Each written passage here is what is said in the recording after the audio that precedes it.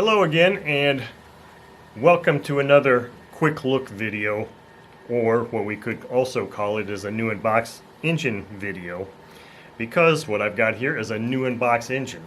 Now this is, as you can see, an ASP engine, and this is an ASP engine. This is the box format that they came out with when they first introduced this engine, and this engine was first introduced to the market about 1990, and it is a two-stroke RC 61 RC ringed engine. Now I've had another ASP 61 engine on my channel featured one time before, I believe, and it was an ABC version. This is the ring version. Now this is a really cool engine, I believe, because first of all, it's in excellent shape. I mean, the box. Many times these ASP engines, new in box, that you'll find that if somebody's had for years, are in really poor condition. But this is actually about as good as it ever came. For some reason, they never really seemed to look even much better than this when they first hit the hobby store. So this looks like it almost just came out of the hobby store. Now here it says Eugene Toy and Hobby. I looked that up, and this engine was sold in the Eugene, Oregon hobby store.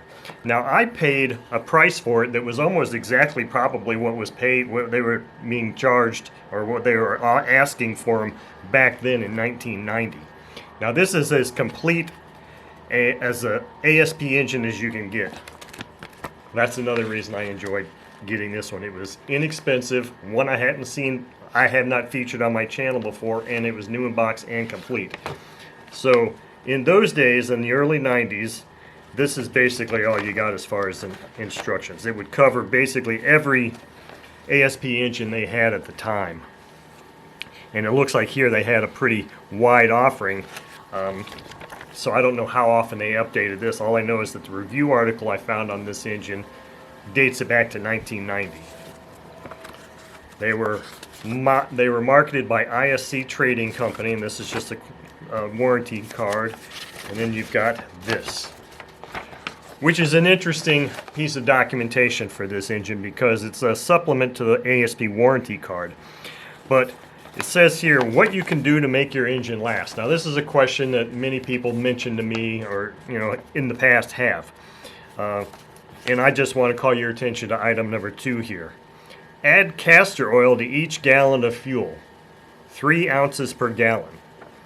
Now many people are so against using castor oil in their fuel, and they only go with synthetic. But here ASP is saying, or they recommend, what you can do to make your engine last is add castor oil to the engine, which of course I'm a big fan of castor oil anyway, because I believe it provides better protection than purely synthetic oil alone anyway. So I always have like a blend of castor and synthetic fuel, but I also would just run pure castor if I had to without any issues whatsoever.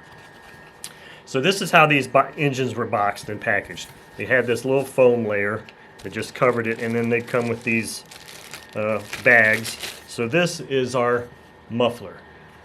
Just a single piece expansion chamber muffler. You can't take it off, you can't modify it in any way, you can't rotate it, it doesn't come apart. So I don't know that that means, it probably means there's not a baffle inside it at all.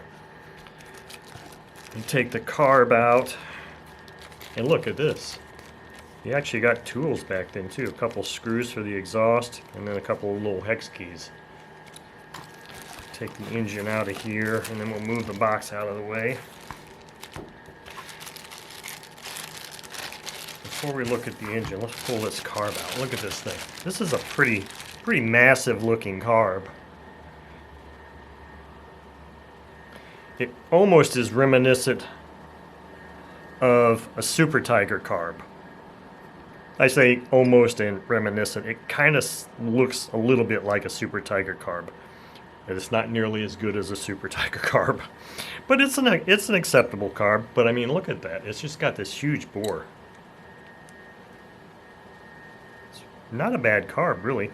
It's got this is the throttle barrel retaining screw, so that'll go in a groove here that actually keeps the barrel in place. And then here's a throttle adjustment or idle adjustment screw, idle speed screw. And then of course it looks like it's got this, I don't know if that's rubber or plastic, this seal around here. I don't know that I've ever taken one of these carbs apart. All I know is I've never really had a lot of issues with them. They're in general pretty darn good carbs. Now let's look at this engine. Now this engine, as I said, came out in 1990. But you'll notice one thing about it first of all. Maybe I can zoom in just a little bit more here. Is that it has the old OS FSR style of design here, where you've got a detachable front end and then the rear cover back plate. Now granted, the FSR style engines of OS's line came out in the mid 70s. For whatever reason, ASP chose to, with their initial offerings anyway, use this style for whatever reason. I'm not sure why. I don't have a problem with it. I like this style engine actually because it's a heck of a lot easier to replace the bearings on these. Because all you got to do is take this front housing off and you got a bearing here and then you got a bearing right there. Boom, you're done.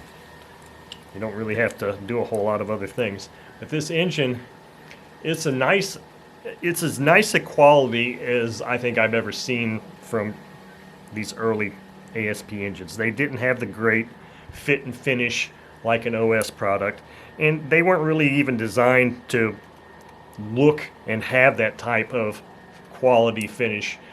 These engines were designed to be less expensive than OS and other engines, but very, very powerful and reliable, and these were very good engines.